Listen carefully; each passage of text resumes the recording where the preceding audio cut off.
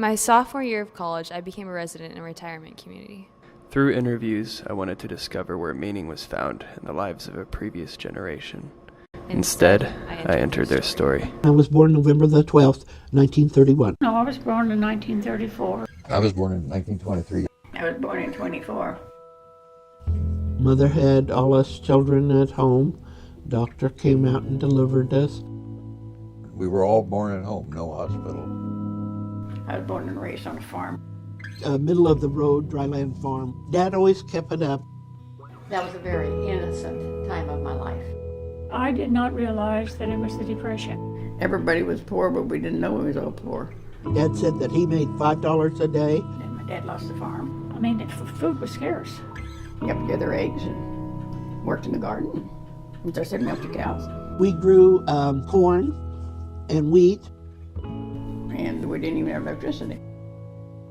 I wasn't very much for doll play. We made mud pies and playhouse, you know. We would go out in the haymow and climb up the top of the barn.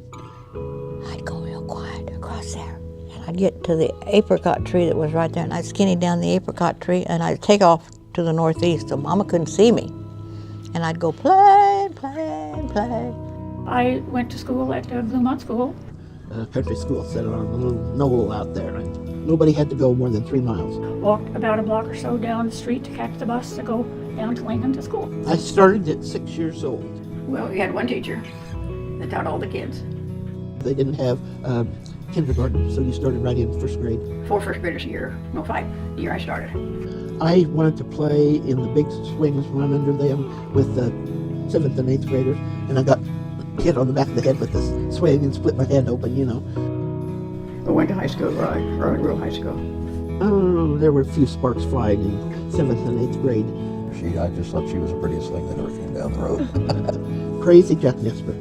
He just must not have a brain in his head. I played football in high school. And we met and danced, and sometimes we went to have Coke or coffee, went down to Aggieville. Go get a hamburger or something afterwards, and then go. Well, anyway, went on through high school, I and married high school sweetheart. But once you think you're in love, you don't think all the details.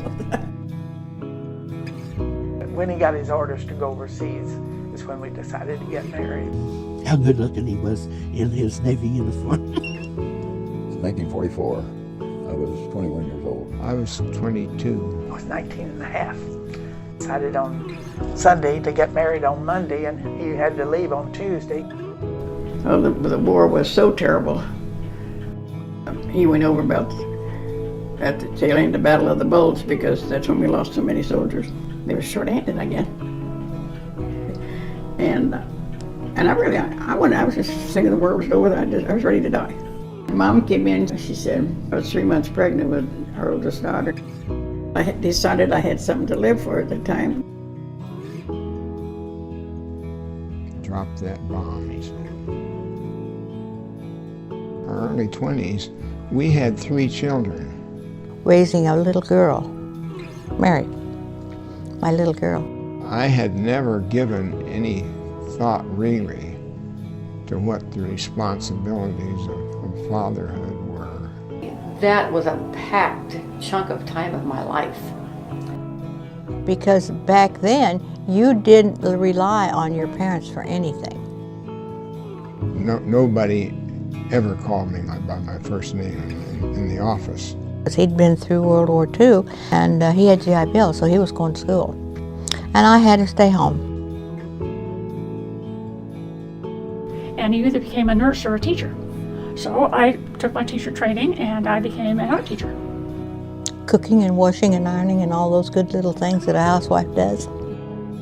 When I grew up, the men were always fed first, and then the children, and then the women. Then my kids were moving on and into college.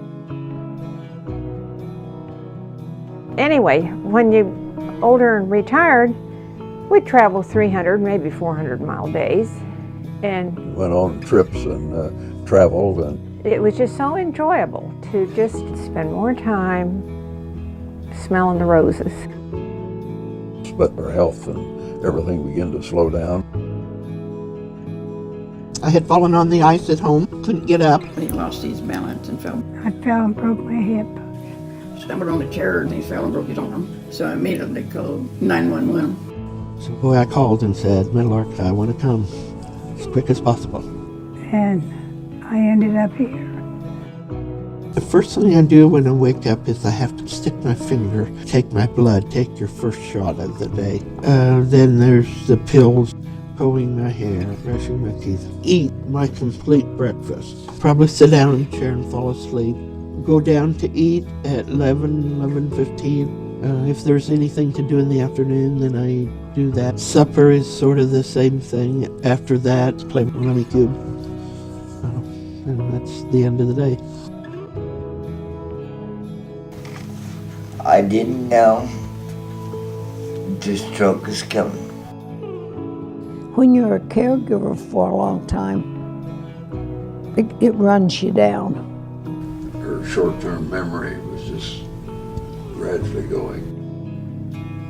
He went to sleep that night and never did wake up. And he died the last part of January. He just died in his sleep, basically. He just looked just like he always did. But you can't get him back. That was hard, because I really, really missed him. Boy, I missed him. It just hit me that way. He wasn't here. But I had a real good friend come and say to me, you know, Marilyn, there's a fine line between laughing and crying. And when you cry, no one knows what to say to you. But if you laugh and make a joke about you or your spouse or something in life, then we all laugh. to live in this world, you must be able to do three things. To love what is mortal, to hold it against your bones, knowing that your own life depends on it. and when the time comes, to let it go. let it go.